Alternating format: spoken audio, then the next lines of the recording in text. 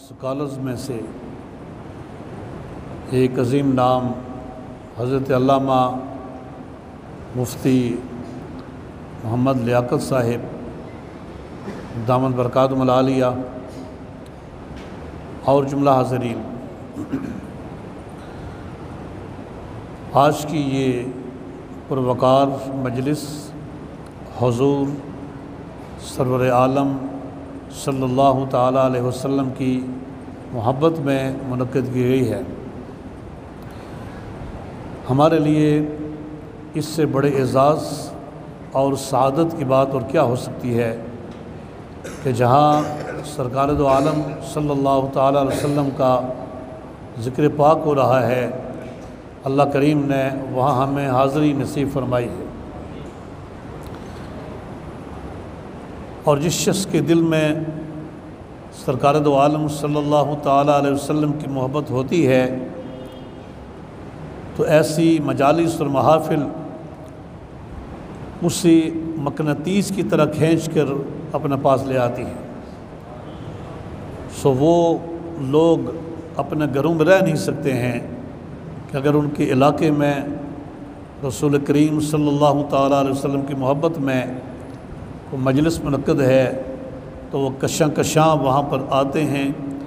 اور اس مجلس کا حصہ بنتے ہیں۔ سو اللہ رب العزت جل جلالہ سے دعا ہے کہ اللہ کریم ہمیں سرکار دو عالم علیہ السلام کی محبت میں زندہ رکھے اور آپ کی محبت میں ہی ہمیں موت آئے۔ حضور صلی اللہ علیہ وسلم کی ذات گرامی اللہ کریم کی طرف سے ہمارے لیے بہت بڑا انعام، بہت بڑی نعمت ہے، اور اتنی بڑی نعمت ہے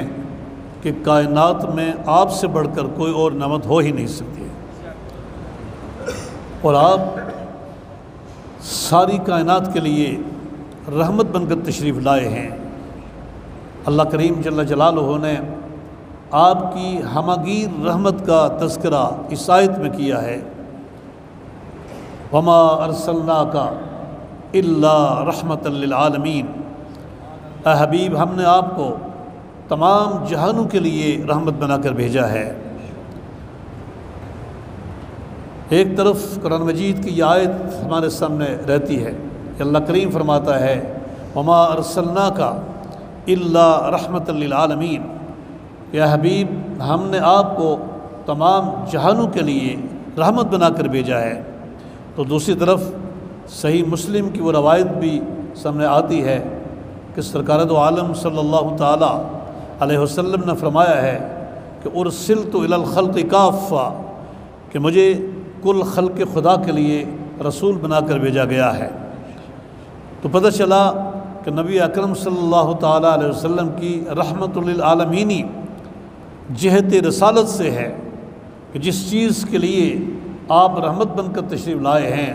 آپ اس کے لیے رسول بن کر تشریف لائے ہیں۔ جہاں جہاں آپ کی رحمتوں کے چھینٹے پڑتے ہیں وہاں وہاں آپ کی رسالت کا فیض بھی پہنچتا ہے۔ یہ اختصاص صرف آپ کا ہے کہ آپ کو رحمت للعالمین اور رسول الخلق بنا کر بھیجا گیا۔ یہ امتیاز اور اختصاص آپ کی ذات کو حاصل ہے۔ آپ سے پہلے بھی انبیاء کرام تشریف لائے ہیں، وہ بھی اللہ کریم کی رحمت ہوتے رہے ہیں، وہ بھی اللہ کریم نے رسول بنا کر بھیجے، مگر ان کی رسالتیں اور ان کی رحمتیں مخصوص قوموں کے لیے اور مخصوص زمانے کے لیے ہوتی رہی ہیں۔ سرکار دو عالم صلی اللہ تعالیٰ علیہ وسلم اللہ تعالیٰ کی وہ رحمت ہیں، اور آپ اللہ تعالیٰ کے وہ رسول ہیں کہ آپ کل خلق خدا کے لیے رسول بن کر آئے،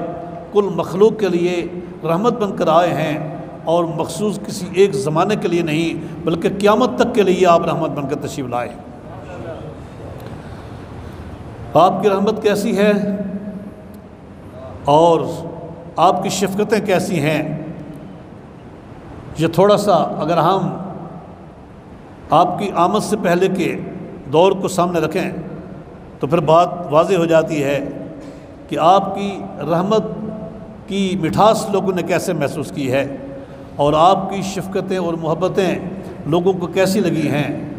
کہ جاہلیت کا دور میں جب لوگ اپنے نبیوں کی تعلیمات کو بھی بھول چکے تھے، جب شرک و بت پرستی کا دور تھا، جب ظلم اور جبر و جور کا دور تھا، جہاں پر انسانوں کو غلامی کے زنجیروں میں جکڑ دیا گیا تھا اور غلام لوگ انسانی صف میں شمار نہیں کیے جاتے تھے۔ غلام لوگ یہ سمجھتے تھے کہ وہ نسل در نسل اسی غلامی میں رہیں گے، اور وہ یہ سمجھتے تھے کہ جو رات کی تاریکی ان پر چھا گئی ہے اس کی صبح کبھی نمودار نہیں ہوگی۔ وہ یہ سمجھتے تھے کہ جن ظلم کے بادلوں میں ان کو گم کر دیا گیا ہے ان کے لیے روشنی کی کرن کہیں سے بھی نہیں آئے گی۔ وہ یہ سمجھتے تھے کہ تقدیر نے ہمارے لیے ایسا ہی پیش کیا ہے، ہمارے لیے یہی تقدیر ہے کہ ہم نے اسی طرح رہنا ہے۔ اور دوسری طرف خواتین کے ساتھ جو ظلم و ستم کیے جاتے تھے، اگر کوئی خاتون بیوہ ہو جاتی تو لوگ اس کے مذاق اڑاتے تھے، اگر کسی کو راستے میں ملتی تو لوگ سمجھتے تھے کہ آج ہمارا کام نہیں ہوگا، اس لیے کہ یہ بیوہ خاتون راستے میں آئی ہے اور ملی ہے تو ہمارا کام نہیں ہو سکے گا۔ کسی کے گھر میں بیوہ خاتون چلی جائے تو لوگ یہ کہتے تھے کہ ہمارے گھر میں نحوست آ گئی ہے، جس عورت کے سر سے اس کے شوہر کا سایہ اٹھ گیا، معاشرے میں وہ کتنی کمزور ہے اور کتنی بے سہارا ہے۔ وہ کیسے انسان تھے کہ بجائے مدد کرنے کے وہ مذاق اڑاتے تھے اور تکلیفیں دیتے تھے اور اس کو نحوست کی علامت سمجھتے تھے۔ سرکار دو عالم صلی اللہ تعالیٰ علیہ وسلم نے بیوہ کی خبرگیری کرنے کے لیے بیوہ کی خبرگیری کرنے والے کی عظمت کو بیان فرمایا ہے، اور آپ نے فرمایا ہے کہ الساعی علی الارملۃ والمسکین کالمجاہد فی سبیل اللہ او کالقائم فی اللیل والصائم فی النہار۔ آپ نے فرمایا کہ جو بیوہ کی خبرگیری کرتا ہے اور کسی بیوہ کی مدد کرتا ہے وہ مجاہد فی سبیل اللہ کی طرح ہے، اور وہ رات کو کھڑے ہو کر اللہ کی عبادت کرنے والے اور دن کو روزہ رکھنے والے کی طرح ہے۔ جو عظمتیں ان کی ہیں وہ اس شخص کی بھی عظمت ہے جو کسی بیوہ کو عزت کی نگاہ سے دیکھتا ہے اور بیوہ کی مدد کرتا ہے۔ اور سرکار دو عالم صلی اللہ تعالیٰ علیہ وسلم نے صرف بیوہ کی عظمت کو بیان نہیں کیا بلکہ آپ نے بیوہ خواتین سے شادی کر کے لوگوں کو بتایا کہ جو شرق و غرب کے آقا ہیں، جو کل کائنات کے لیے رحمت بن کر تشریف لائے ہیں، ان کی شان یہ ہے کہ وہ بیوہ سے شادی کرنا پسند کرتے ہیں۔ اور اسی طرح سے برادران اسلام، یتیموں کو بھی اس قدر ستایا گیا ہے اور اس قدر تکلیف دی گئی ہے کہ ان کا کوئی سہارا نہیں تھا۔ لوگ سمجھتے تھے کہ جو یتیم ہے وہ بے سہارا ہوتا ہے۔ آج کل بھی ہمارے ہاں جاہلیت کے ان پیمانوں کی جھلک نظر آتی ہے کہ کبھی کبھی ہمارے لوگ بھی جذبات میں آ کر اپنے مد مقابل کو کہہ دیتے ہیں کہ لوگوں نے ہمیں یتیم سمجھا ہوا ہے، ہم یتیم تو نہیں ہیں۔ یہ اس طرح کی مثالیں دور جاہلیت کی ہیں، اسلام میں اس طرح کی کوئی مثال نہیں ہے۔ سرکار دو عالم صلی اللہ تعالیٰ علیہ وسلم نے فرمایا کہ انا وکافل الیتیم کہاتین یوم القیامہ۔ آپ نے یتیم کی عظمت کو اور یتیم کی کفالت کرنے والے کی عظمت کو بیان فرمایا ہے کہ جو یتیم کی کفالت کرتا ہے وہ قیامت کا دن میرے ساتھ اس طرح ہوگا جس طرح یہ دو انگلیاں ہیں، اکٹھی یہ دو انگلیاں۔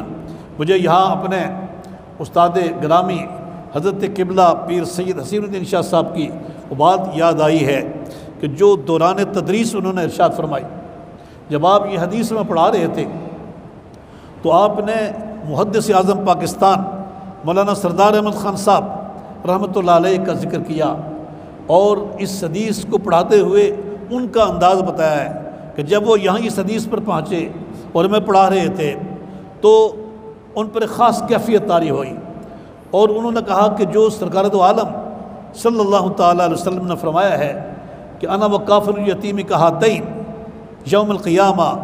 کہ میں اور یتیم کی کفالت کرنے والا قیامت کے روز اس طرح ہوں گے، دو انگلیاں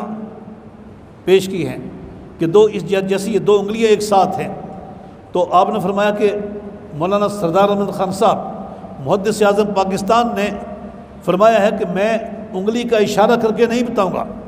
دیکھیے حدیث کے بیان میں احتیاط دیکھیں، جو اہل علم ہیں، اہل عرفان ہیں، ان کی احتیاط دیکھیں۔ انہوں نے فرمایا کہ میں انگلیوں کا اشارہ نہیں کروں گا، اس لیے کہ مجھے انگلیوں کی حیت کا علم نہیں ہے کہ سرکار دو عالم صلی اللہ تعالیٰ علیہ وسلم نے یوں فرمایا ہے یا آپ نے یوں فرمایا ہے، آپ نے کس طرح فرمایا، لہٰذا میں انگلیوں کا اشارہ نہیں کر سکتا، لیکن یہ حدیث بہر صورت انہوں نے پڑھائی ہے۔ تو دیکھیے سرکار دو عالم علیہ السلام نے یتیم کی کفالت کرنے والے کی عظمت کو بیان کیا ہے۔ اس سے پتہ چلا کہ نبی اکرم علیہ السلام کے دل میں یتیم کی کتنی محبت تھی۔ جس زمانے میں یتیم کو ٹھکرایا جاتا تھا، اس زمانے میں آپ نے یتیم کا سر اوپر کیا، سر اونچا کیا ہے اور اس سے بلندی مقام عطا کیا ہے۔ اور اسی طرح سے بچیوں کو زندہ درگور کیا جاتا تھا، معصوم بچیاں جن کی معصوم کھلی ہوئی آنکھیں انسان کے دل میں محبتیں بھر دیتی ہیں۔ جہاں بیٹے اللہ تعالیٰ کی نعمت ہوتے ہیں، وہاں بیٹیاں اللہ تعالیٰ کی رحمت ہوتی ہیں۔ جس گھر میں بیٹی آتی ہے وہ گھر رحمتوں سے بھر جاتا ہے۔ مگر دور جاہلیت کے انسان تعصبات کا شکار تھا، اور وہ یہ سمجھتا تھا کہ بیٹے تو ہمیں کما کر دیتے ہیں، اور بیٹے تو جنگوں میں ہمارا ساتھ دیتے ہیں، بیٹیاں کیا کرتی ہیں؟ اور پھر یہ کہ بیٹی کسی کے گھر میں شادی ہو کر جائے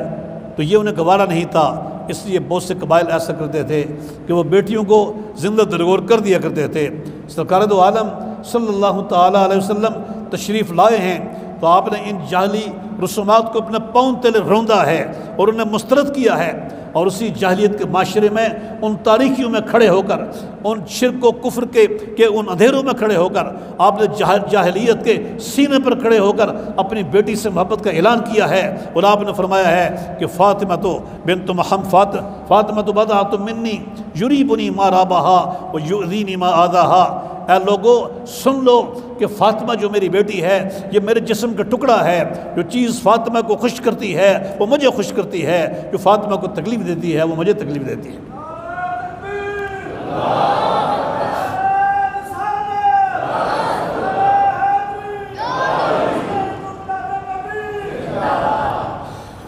ان حالات میں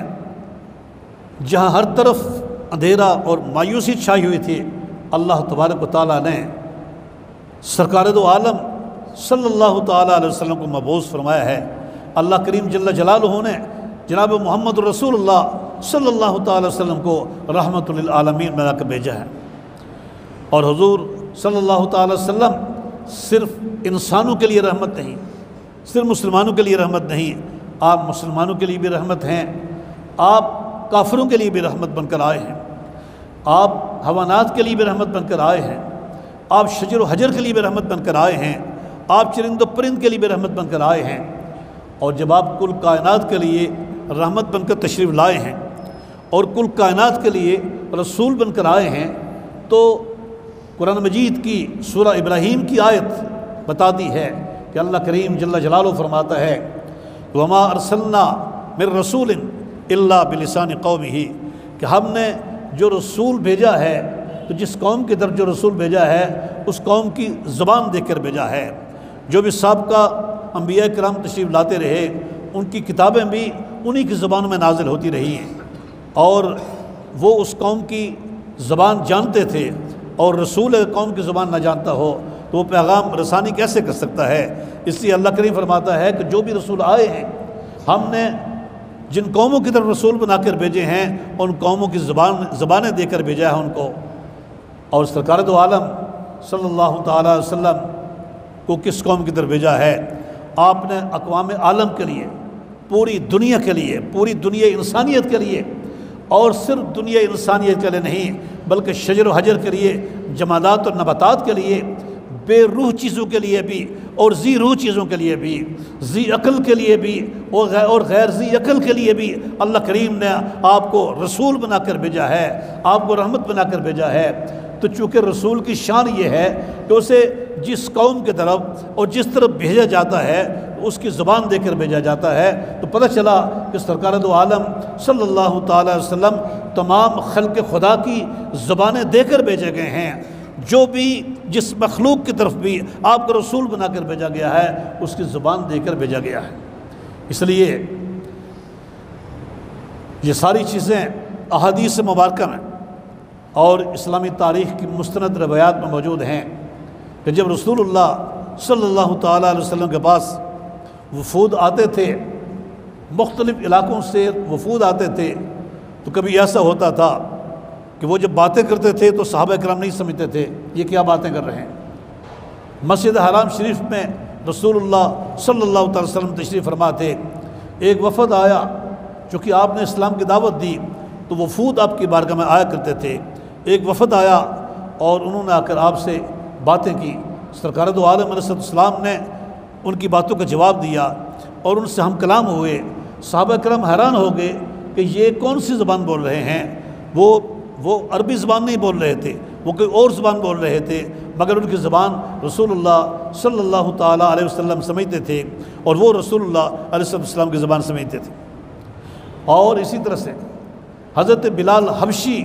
رضی اللہ تعالیٰ عنہ نے جب آپ سے ملاقات کی ہے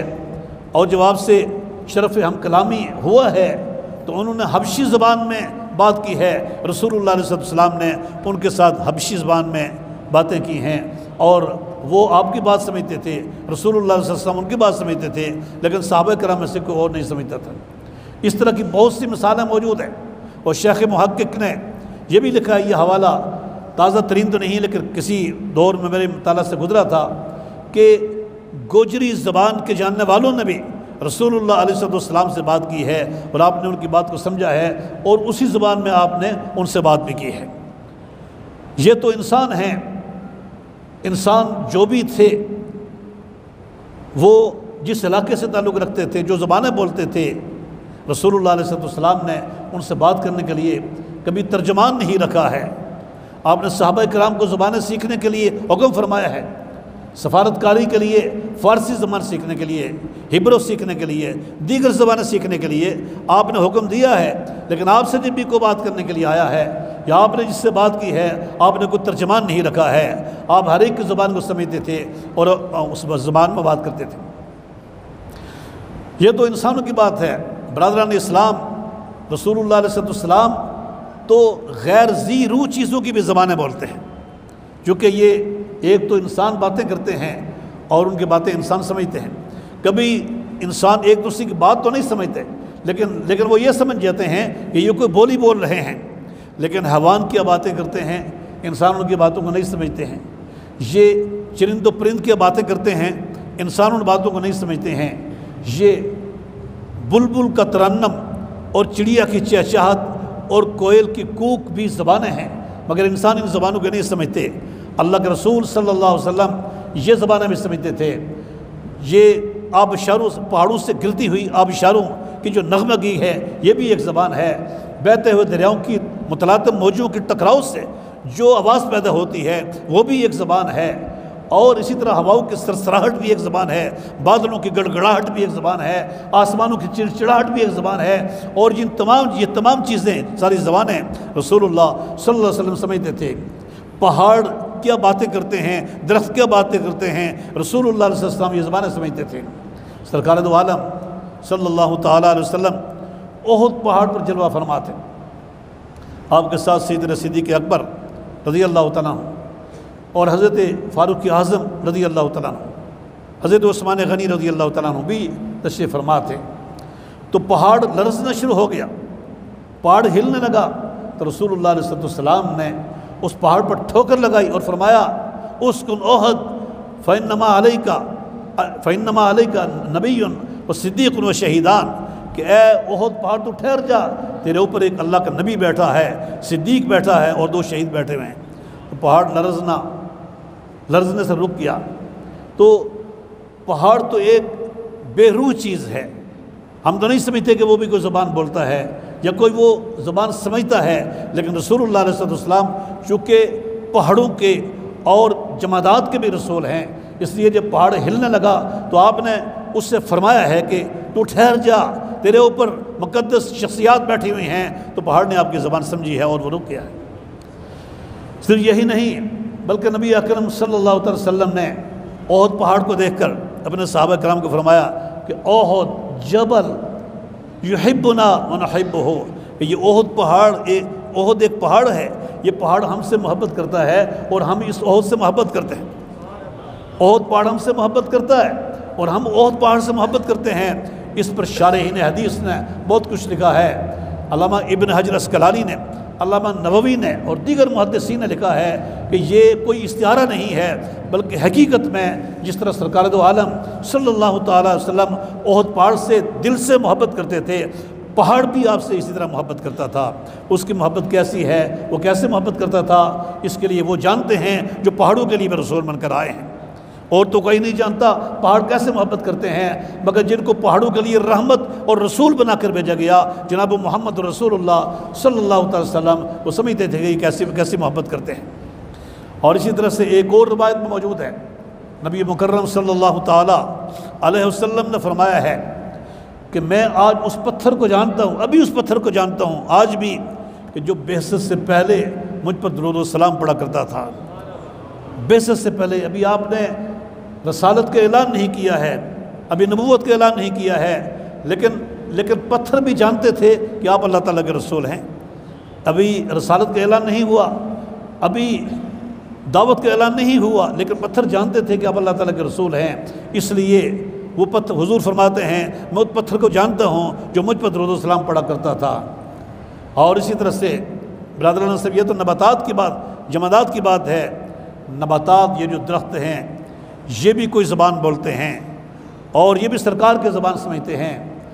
بخاری شریف کی بڑی مشہور حدیث ہے کہ سرکار دو عالم صلی اللہ تعالیٰ علیہ وسلم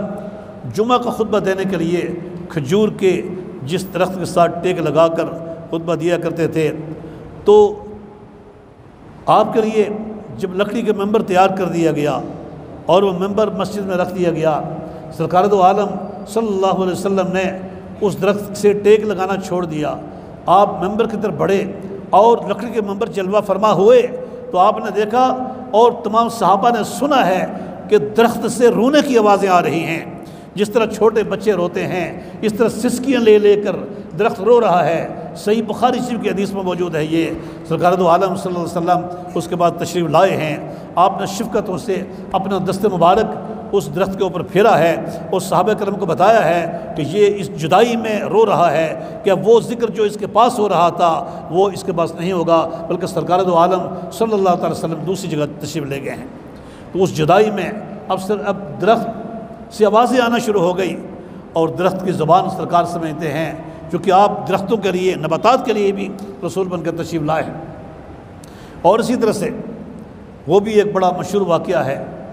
کہ ایک بدو آیا۔ آپ کو پتہ ہے یہ جو بدو لوگ ہوتے تھے آج بھی موجود ہیں، وہ بڑے سخت دل ہوتے تھے اور بڑی سخت باتیں کیا کرتے تھے، ادب و آداب ان کو نہیں آتے تھے، ہمیشہ لڑنے بڑھنے والے لوگ ہوتے تھے۔ ایک بدو آیا، اس نے آ کر کہا، رسول اللہ صلی اللہ علیہ وسلم کی بارگاہ میں آیا، اس نے آ کر کہا کہ آپ کہتے ہیں کہ میں اللہ کا نبی ہوں، تو آپ کی نبوت پر کیا دلیل ہے؟ اور شرق و غرب کے آقا کل کائنات کے لیے جو رحمت بن کر آئے ہیں وہ لوگوں کی ہر چیز کی نفسیات کو جانتے تھے۔ آپ نے سمجھ لیا کہ اس کے سوال کا جواب کیا ہو سکتا ہے۔ آپ نے فرمایا کہ بتاؤ اس درخت کے اوپر جو کھجور کا خوشہ ہے، اگر وہ خود بخود اتر کر آ جائے اور پھر دوبارہ وہاں پر چلا جائے تو تم ایمان لے آؤ گے؟ تو اس کو یقین نہیں آ رہا تھا کہ ایسا ہو سکتا ہے۔ اس نے کہا اگر ایسا ہو جائے یہ تو بہت بڑی بات ہے۔ رسول اللہ صلی اللہ علیہ وسلم نے اپنی زبان میں کھجور کے خوشے کو حکم دیا کہ آ جاؤ نیچے۔ اب کھجور کا خوشہ آپ کی زبان سمجھتا ہے، آپ اس سے ہم کلام ہوتے ہیں، خواہ اشاری زبان میں ہوتے ہیں یا کلمات کی صورت میں ہوتے ہیں۔ آپ نے حکم فرمایا تو کھجور کا خوشہ اتر کر آتا ہے اور کبھی سجدے کرتا ہے، کبھی اٹھتا ہے، کبھی سجدے کرتا ہے، کبھی اٹھتا ہے، اس طرح سرکار کے بارگاہ میں آ جاتا ہے۔ پھر آپ کے حکم سے دوبارہ وہ خوشہ جا کر اسی جگہ پر لگ جاتا ہے۔ نباتات کے آقا، نباتات کے رسول کا درخت کے ساتھ ہم کلام ہونے کا یہ منظر جب بدو نے اپنی آنکھوں سے دیکھا تو وہ محو حیرت ہو گیا، اور اس کے پاس دوسرا کوئی آپشن نہیں تھا۔ اس نے پڑھا اشہد ان لا الہ الا اللہ واشہد ان محمد رسول اللہ، کلمہ پڑھ کے مسلمان ہو گیا اور ایک دم سرکار دو عالم صلی اللہ علیہ وسلم کی محبت پر ڈوب گیا۔ یہ راز اس پر کھل گیا کہ وہ میرے بھی آقا بن کر تشریف لائے ہیں، وہ میرے لیے بھی رسول بن کر تشریف لائے ہیں، وہ میرے لیے بھی رحمت ہیں۔ لہٰذا اس نے کہا، دیکھا کہ یہ درخت سجدہ کرتے ہوئے جا رہا تھا، اس نے کہا کہ اگر آپ مجھے اجازت دیں تو میں آپ کو سجدہ کرنا چاہتا ہوں۔ سرکار دو عالم صلی اللہ علیہ وسلم نے فرمایا نہیں، سجدہ کی اجازت نہیں ہے، سجدہ صرف اللہ کے لیے ہے، اگر سجدہ کی اجازت ہوتی تو میں بیویوں کو حکم دیتا کہ وہ شوہروں کو سجدہ کریں، لیکن سجدہ صرف اللہ کے لیے ہے۔ پھر اس نے کہا کہ اگر آپ مجھے اجازت دیں تو میں آپ کا دست مبارک پہ چومنا چاہتا ہوں، میں آپ کا قدم مبارک پہ چومنا چاہتا ہوں۔ تو رسول اللہ علیہ السلام نے اجازت دی ہے، اس نے دست مصطفیٰ کو بھی چوما ہے اور قدم مصطفیٰ کو بھی چوما ہے، کیونکہ سجدہ کرنا، جو سجدہ ہے غیر اللہ کو سجدہ کرنا، سرکار نے بتایا اپنے عمل سے کہ اگر وہ عبادت کی نیت سے ہو تو وہ شرک ہے، اگر وہ تعظیم کی نیت سے ہو تو وہ حرام ہے۔ لیکن ادب کچھ اور ہے، شرک کچھ اور ہے۔ ہاتھ چومتے ہوئے کوئی جھک جائے یا پاؤں چومتے ہوئے کوئی جھک جائے تو اس کو شرک نہیں کہتے، یہ ادب کہلاتا ہے، یہ اجلال و تعظیم ہے، یہ شرک نہیں ہوتا ہے۔ تو سرکار دو عالم صلی اللہ علیہ وسلم کی اس حوالے سے ہم بات کر رہے تھے کہ کس طرح درخت نے آپ کی زبان کو سمجھا ہے اور اس پر عمل کیا ہے۔ اور اسی طرح سے ایک جنگ کے موقع پر، یعنی یہ دیکھیے کہ پرندوں کے لیے بھی ان کی زبان میں سرکار سمجھتے ہیں۔ ایک جنگ کے موقع پر رسول اللہ صلی اللہ علیہ وسلم ذرا کنارے تشریف لے گئے، اور بعد میں جب تشریف لائے تو دیکھا کہ ایک چڑیا اڑتی ہوئی آپ کے پاس آ رہی ہے بار بار، اور وہ پھڑپھڑا رہی ہے اس طرح سے۔ تو اس کی پھڑپھڑاہٹ میں کون سی زبان بولی جا رہی ہے؟ ہم تو کہتے ہیں چڑیا کی پھڑپھڑاہٹ ہے، لیکن جو چڑیا کے آقا ہیں اور جو چڑیا کے رسول ہیں وہ جانتے ہیں کہ یہ کون سی بولی بول رہی ہے۔ آپ نے پوچھا کہ بتائیے کہ کس نے اس چڑیا کو پریشان کیا ہوا ہے؟ بتایا گیا ہے کہ ایک صحابی تھے، انہوں نے چڑیا کے بچے پکڑے ہوئے ہیں، رسول اللہ صلی اللہ علیہ وسلم نے حکم دیا ہے کہ فوراً اس کے بچوں کو چھوڑ دیا جائے۔ تو دیکھیے کس طرح چڑیا کی زبان آپ نے سمجھی۔ اسی طرح سے حیوانات کے لیے بھی آپ رسول ہیں، اور وہ بڑا مشہور واقعہ ہے کہ رسول اللہ صلی اللہ تعالی وسلم ایک باغ میں تشریف لے گئے، مدینہ منورہ کے ایک باغ میں تشریف لے گئے، وہاں ایک اونٹ باندھا ہوا تھا۔ جو ہی اونٹ نے سرکار کو دیکھا تو اس کی آنکھوں سے آنسو بہنا شروع ہو گئے، وہ بدکنے لگا، تڑپنے لگا اس طرح سے۔ رسول اللہ صلی اللہ تعالی وسلم فوراً اس کے پاس چلے گئے۔ اب وہاں آپ تشریف لے گئے، آپ نے اس کی کنپٹی پر ہاتھ پھیرا، آپ نے دست شفقت پھیرا ہے۔ اب آپ نے اونٹ کے ساتھ کس زبان میں بات کی اور اونٹ نے کس زبان میں سرکار کے ساتھ بات کی ہے، یہ اونٹ جانتا ہے اور اونٹ کے آقا جانتے ہیں جناب محمد مصطفیٰ صلی اللہ علیہ وسلم کی کیا باتیں ہوئی ہیں۔ مگر رسول اللہ علیہ وسلم نے بعد میں فرمایا ہے یہ اونٹ کس کا ہے؟ بتایا گیا ہے ایک نوجوان نے کہا یہ میرا اونٹ ہے، تو آپ نے اس سے فرمایا ہے کہ یہ اونٹ تیرے بارے میں شکایت کرتا ہے کہ تم اس سے کام اس کی طاقت سے زیادہ لیتے ہو اور اس کو بھوکا رکھتے ہو، اس کو پورا کھانا نہیں کھلاتے ہو۔ جس مالک نے آپ کو یہ اونٹ عطا کیا ہے اور اس کا مالک بنایا ہے وہ تمہارا مالک ہے، اس سے ڈرو، قیامت کے دن کیا جواب دو گے۔ لہٰذا دیکھیے کہ سرکار دو عالم صلی اللہ علیہ وسلم نے کس طرح شفقت کی ہے اور اونٹ کی بات کو سمجھا ہے اور اس کی زبان کو سمجھا ہے۔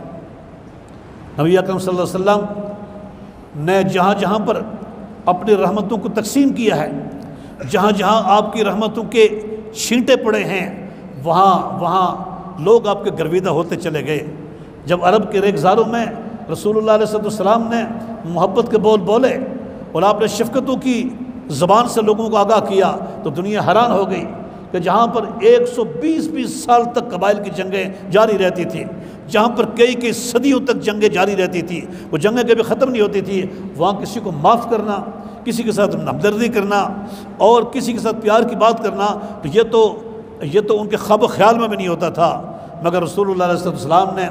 جب کمزوروں کے ساتھ ہمدردی کی ہے، جب بیمار پرسی کی ہے، آپ نے غریبوں کی مدد کی ہے اور غلاموں کو چھڑایا ہے، اور آپ نے انسانی عظمت کو اس معراج تک پہنچانے کے لیے ان کو اللہ کی ذات کے ساتھ ملایا ہے اور گمراہی سے نکالا ہے، تو پھر کیا گورے اور کیا کالے، کیا شاہی محلات میں رہنے والے اور کیا فٹ پاتھ پر جھونپڑیوں میں رہنے والے اور زمین پر لیٹنے والے، کیا غلام اور کیا آقا سارے سمٹ کر رسول اللہ علیہ السلام کی بارگاہ میں آ جاتے ہیں۔ یہ رسول اللہ علیہ السلام کی رحمت ہے کہ جب آپ وہ رحمت لے کر آئے، بہت سے لوگ آج مغربی مستشرقین باتیں کرتے ہیں،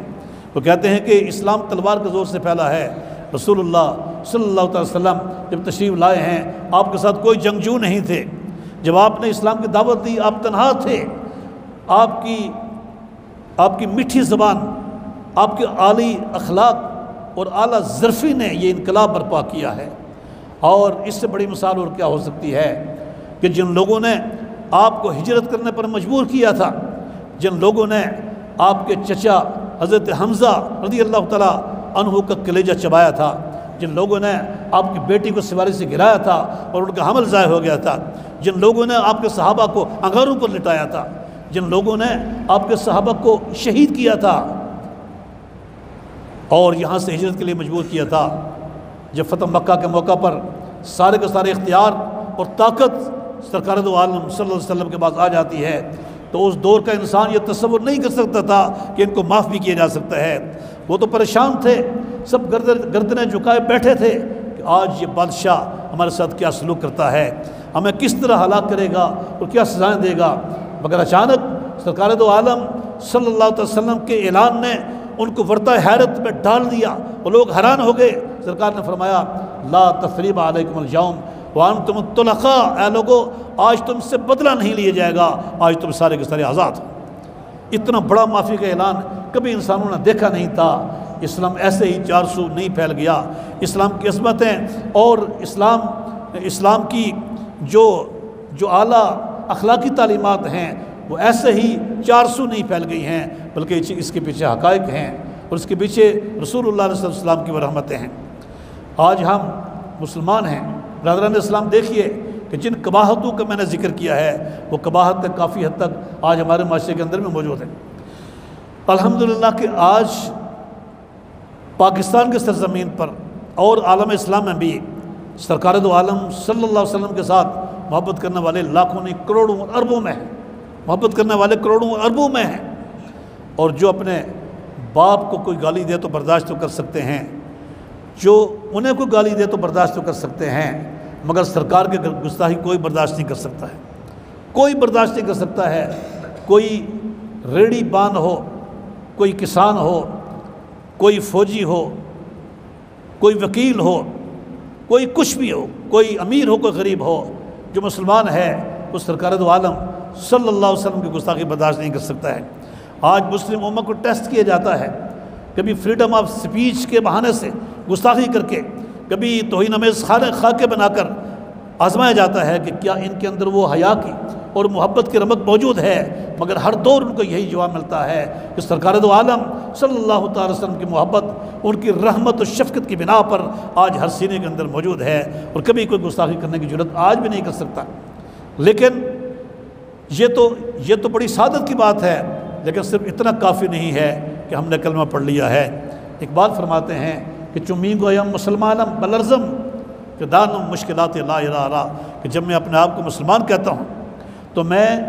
لرز جاتا ہوں اور کانپ جاتا ہوں، اس لیے کہ میں جانتا ہوں کہ لا الہ الا اللہ کے تقاضے کیا ہیں۔ لا الہ الا اللہ کہنے کے بعد پھر کس طرح کی زندگی کا تقاضا ہوتا ہے۔ اگر کلمہ شہادت پڑھنے کے بعد جس کا جی چاہے وہ شراب پیتا رہے، کلمہ شہادت پڑھنے کے بعد جس کا جی چاہے وہ بے حیائی کرے، جس کا جی چاہے بدکاری کرے، اگر کوئی فرق نہ ہوتا تو اسلام قبول کرنے میں کسی کو انکار نہ ہوتا، لیکن وہ سمجھتے تھے کہ اسلام قبول کرنے کے معنی یکسر انقلاب ہے، اس زندگی سے بدل کر ایک پاکیزہ زندگی میں آنا ہے، تاریکیوں سے نکل کر اجالے میں آنا ہے اور محبت میں آنا ہے، یہ اسلام ہے۔ آج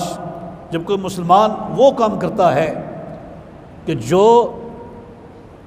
پوری دنیا پر اسلام کی بدنامی ہوتی ہے، تو بہت سے لوگ جو اسلام قبول کرتے ہیں وہ یہ سمجھتے ہیں کہ شاید یہ اسلام ہے جو مسلمان نے کیا، حالانکہ یہ اسلام نہیں ہے، یہ اسلام نہیں ہے، یہ کسی کے بدعملی ہے۔ اسلام کسی نے دیکھنا ہے تو قرآن و سنت میں دیکھے، اسلام کسی نے دیکھنا ہے تو سرکار دو عالم صلی اللہ علیہ وسلم کی سیرت میں دیکھے، اسلام کسی نے دیکھنا ہے تو صحابہ کرام اور اہل بیت اطہار رضوان اللہ تعالیٰ علیہم اجمعین کی زندگی میں دیکھے، وہ اسلام ہے۔ اور آخر میں وہ ایک ابھی ہی میرے ذہن میں بات آئی ہے، غالباً پہلے یہاں اس کا ذکر ہوا ہے یعنی وہ کہ ایک ہندو کی بات بھی مجھے یاد آئی ہے۔ سوامی لکشمی پرداش نے، ہندو ہے جو 27 سال کی عمر میں وہ فوت ہو گیا تھا، اس نے ایک کتاب لکھی رسول اللہ صلی اللہ علیہ وسلم کی زندگی پر، ایک کتاب لکھی ہے اس نے۔ اس کتاب کو پڑھیں تو لوگ حیران رہ جاتے ہیں کہ کوئی ہندو بھی اللہ کے نبی کے ساتھ اتنی محبت کر سکتا ہے۔ تو وہ ہندو کہتا ہے کہ میں جب اذان کی آواز سنتا ہوں